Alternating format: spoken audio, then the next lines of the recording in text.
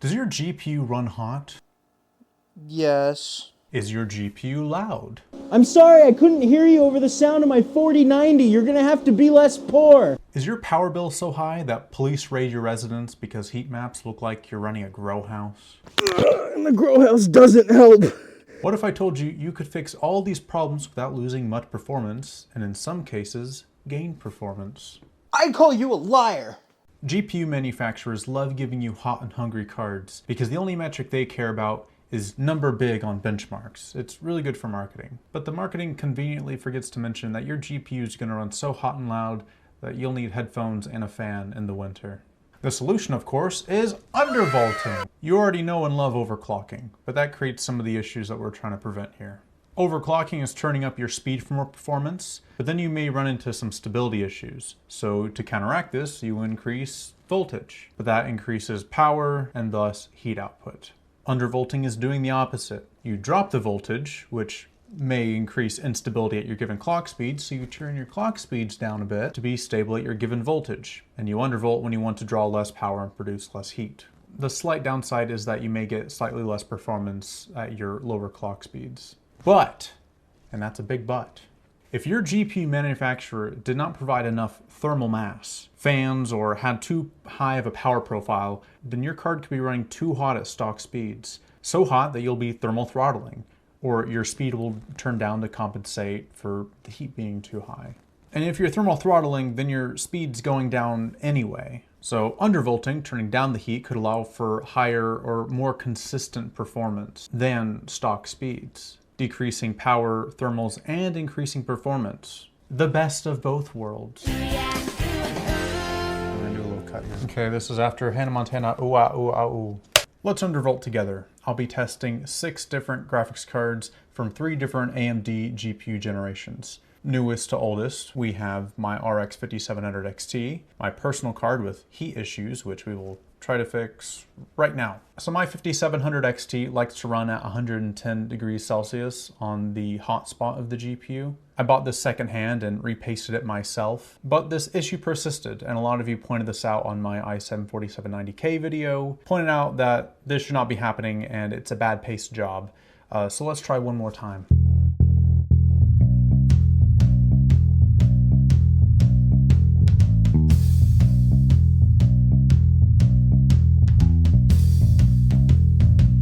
And look at that, a couple degrees lower than it was, but still hitting 100 degrees C. Very cool. But what do I know? I'm just a silly little guy. The other cards we're going to test are the RX 5300, which is really just an RX 5500 with a weaker memory bus and less VRAM. It's an OEM card. If you haven't heard of it, I won't blame you. The RX 590, my old GPU, and the best that Polaris has to offer. An RX 550, this card is already efficient and similar to a GT 1030, but undervolting can make this little guy draw as little as 15 watts under load. Finally, 2 older unsupported cards, the R9 390X and the R9 380. You should not be using these cards, as besides the fact that they're power inefficient, they don't get driver updates anymore, so newer games won't play well on them. They're relics at this point. 10 years old. To start, we'll be using Radeon software. You should have this. Try by right-clicking on the desktop or searching the Start menu. If for whatever reason you don't have it, look up Radeon drivers in your web browser of choice. Go through the menus to select your card, download the latest and choose full install, and say no to any send data to help improve, or do. That's really up to you. You also may want to use a tool such as DDU to uninstall previous drivers. I did use this as I swapped between cards. So here I'm running Valheim as our Vulkan game test. Lowest settings at 100% resolution, 1080p. For more of a stress test, you can, and probably should, stress inside of Radeon software, but as a stress test, I'm using Unigen Superposition, as it gives a score as well, so I can show you all the differences with graphs later. It's also important to use different stress tests. My undervolts may be validated in one, but crash another, which means it's unstable. Let's undervolt my RX 5700 XT together. I've already done all the other tests, and I already have an undervolt profile I use with this card, but let's go a little further. For each card, I tested stock speeds, obviously for a baseline. Then I turned down the voltage and clock speed all the way. Then I found the highest clock speed I can get away with at the lowest voltage, And for some, I found a more optimal voltage to clock ratio. You can also mess with power limits and fan curves, but that's not what I'm doing here. In a couple of cases, I'm gonna mess with memory, but be careful. Beyond straight up crashing, if you start seeing flashing or other artifacting, it's likely your memory is clocked too high. I only play with this at the end of my undervolt and can lead to some gains. Here's all the cards at their stock speeds compared, just to show them all off. The RX 590 has two different BIOS modes, standard and performance, which only increases the clock speed by 15 megahertz. Wow! 15 megahertz, hell yeah. At least the memory goes up by 100 megahertz. However, doing my dropping on everything as low as it goes didn't fare well on this card. 300 megahertz is a bit too low, it seems, for anything more than displaying the desktop and YouTube videos.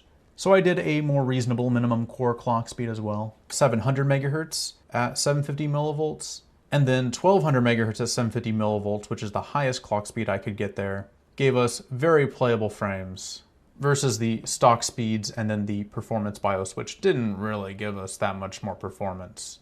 I would like to see more aggressive BIOS differences on graphics cards, one that's actually more of a silent mode and actually a performance mode than giving you 15 megahertz on the core and 100 megahertz on the memory. On the temp versus wattage, we were able to drop the RX 590 by like 60 watts and the temp by 6 degrees while also dropping the fan speed. The fan doesn't have to work as hard to achieve this temp. Even if we're losing 9 or 10% performance on the average, we're cutting that wattage down a lot. And then finally in superposition, we see that scaling again. On a card like the RX 550, it's rated for 50 watts, though Radeon software doesn't say it goes over 35 watts. This could be the difference between total board power and the GPU itself is drawing. Your guess is as good as mine. I wanted to talk about this card specifically, not because I can take it all the way down to 15 watts, but because the memory on this card had so much more headroom. 1500 megahertz stock, but can go all the way up to 1800 megahertz. But in testing, increasing the memory there didn't really seem to help much. The R9 390X and R9 380, while technically different architectures, GCN2 versus GCN3, there seemed to be no difference in the silicon. Both cards could only hit the exact same clock to voltage ratio. While the R9 380's memory was clocked 50 megahertz lower on stock, they could both only get 1600 megahertz on the memory max. These numbers aren't too awfully impressive. The 390X is actually a little faster than the RX 590 surprisingly, but the 590 is way more efficient. Unfortunately, these older cards don't display power draw, so there's no way for me to know how many watts these things are drawing. Now the RX 5300 is actually my favorite card in this example to show off, because this is that edge case scenario that I talked about where you can drop your clock speed and voltage and get more performance.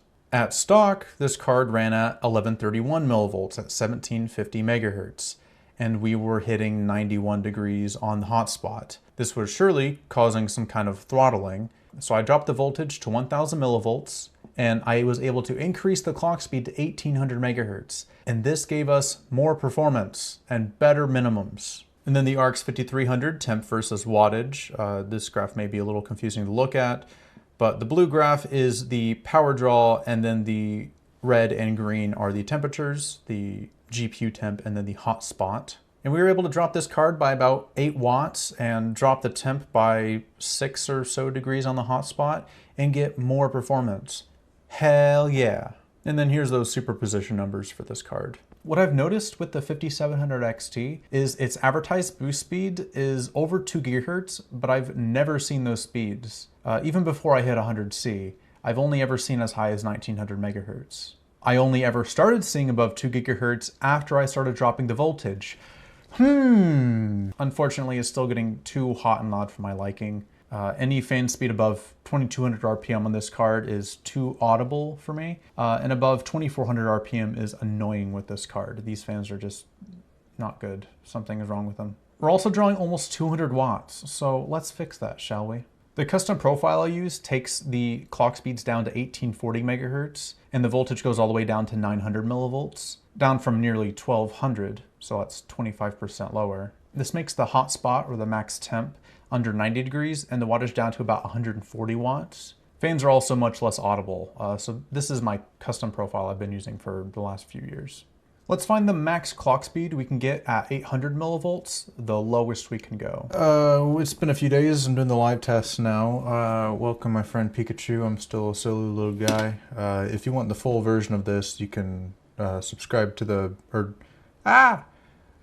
join as a member down below if you want to watch the full version of this live test. It's probably going to be really long, but you get the cliff notes here, I guess. I wouldn't leave out like really important information here, but you know, if you wanted to support me, that's what that's for. Graph. And also this data is available only to members.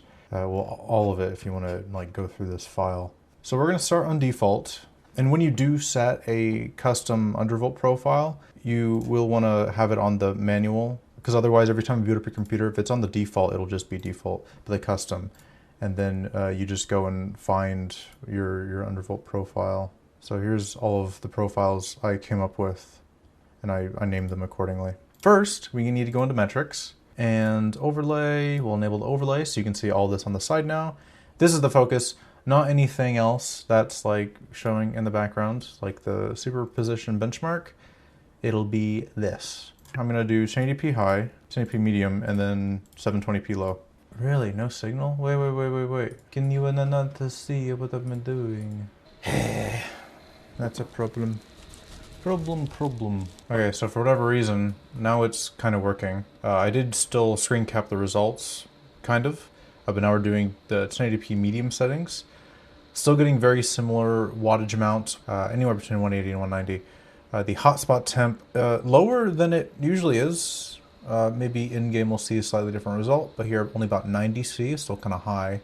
But it's not the 110 that I was seeing before. And I don't know if you can hear the fan of the graphics card, but I can. At 2600 RPM, it's kind of annoying.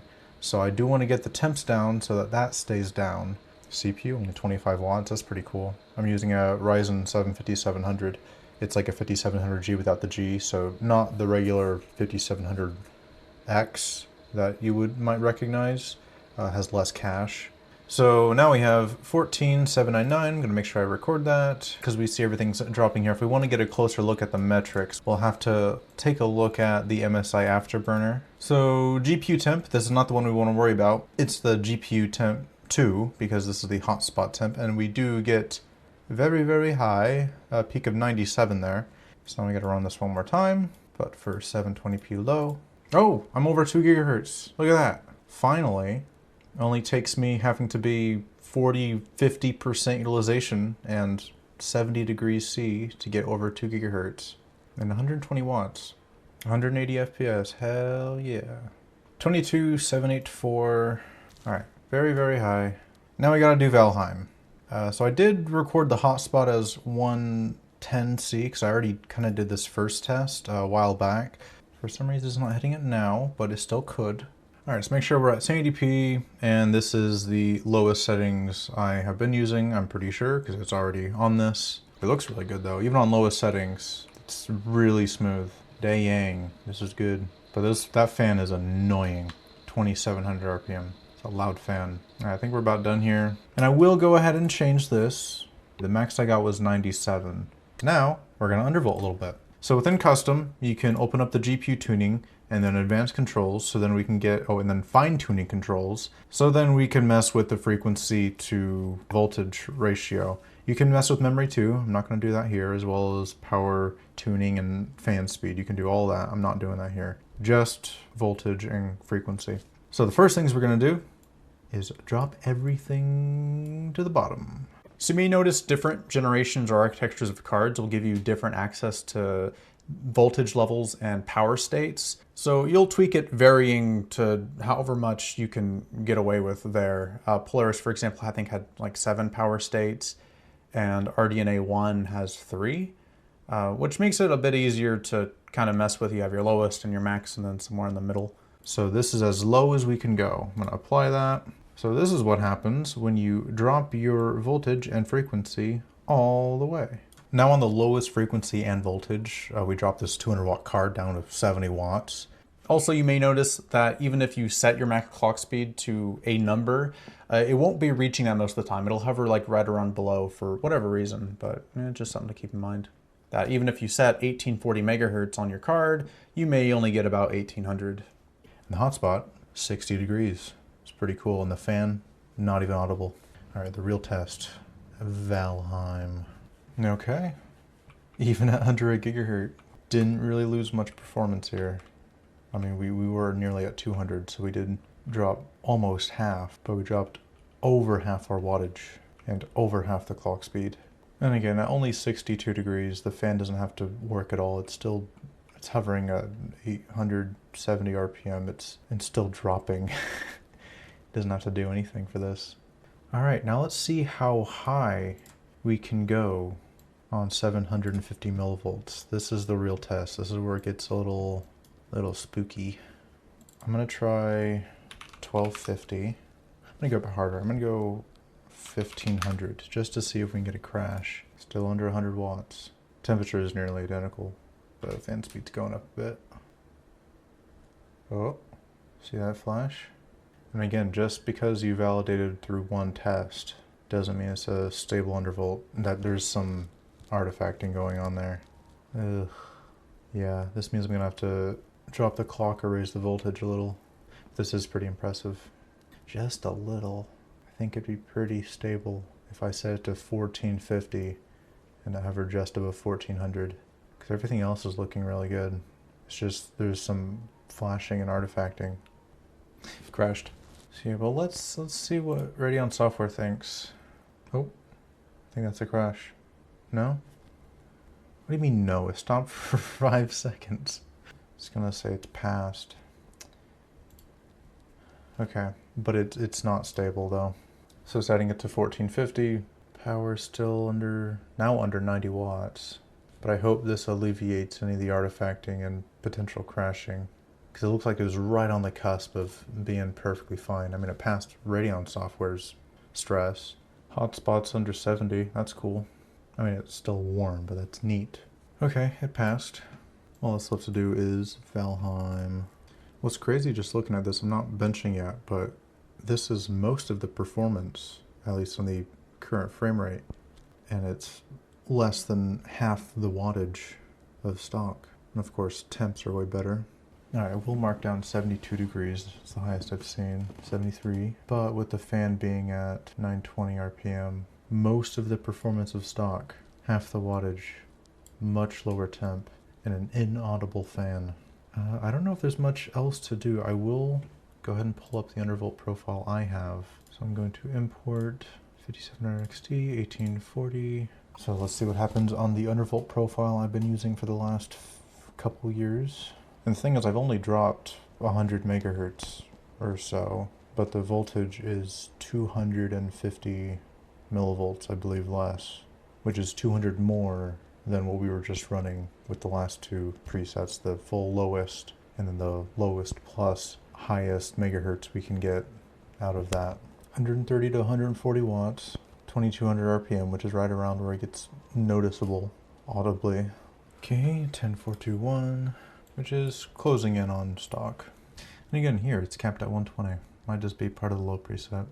But the clock speed, that's limiting that too. We're only getting the 1400 megahertz. It's super exciting watching this benchmark go through. Like, wow, 1639. Actually much lower. It's more in line with the lowest one for whatever reason. Probably because of the frame cap. That doesn't really make too much of a difference though. All right, the final test. We are between 130 watts, somewhere around there. And it looks like we're getting essentially the same performances from the stock, but we're drawing 40 to 50 less watts, and temperature is 20 degrees lower. And fan is 500 RPM lower. It's still audible, but way less annoying. So that's why I've been using this preset for quite a while. Boom, look at that. Better frame times and only a few FPS less than stock with all of these other benefits. And that's why undervolting is cool. Thank you for this portion. Take it away even more, future Cam. So while we did get some varying results, and for some reason my repaste did end up working, I don't know, perhaps the paste needed time to cure, or my recent case swap I did before the final test really helped with airflow, or the combination of the two. Either way, my 5700 XT drops wattage significantly while delivering most of the performance of stock. And with dividing average FPS to wattage, we can find performance per watt for each card and preset to give you an idea of the best value undervolt. And again, we can't see the wattage for the unsupported AMD cards in these tests, so it's just Navi and Polaris. The 5700 XT at stock delivers the worst FPS per watt at under 1, and while my custom profile does do much better at 1.32 FPS per watt, the king here is the 1450 MHz at 750 millivolts that we found together at almost 2 FPS per watt, and this is the highest number we will see here amongst all of the charts. The RX 5300 has a better stock performance per watt than the 5700 XT, but with my masterful Hannah Montana undervolt, the clock boost gave us 1.33 FPS per watt, which is similar to my 1840 MHz 5700 XT undervolt profile that I've been using. And finally, the star here is dropping the clocks and voltage all the way, netting us 1.81 FPS per watt. I notice now that I completely neglected to find the highest clock speed I could achieve at 700 millivolts, which would probably be better than this. But either way, good showing as long as the low FPS doesn't offend you. The RX 590 has an interesting example of low or not always better. With the abysmal 300 MHz as low as we can go, I achieved the worst FPS per watt at 0.11. Stock gave us 0.57, and the performance BIOS actually dropped us by 0.01.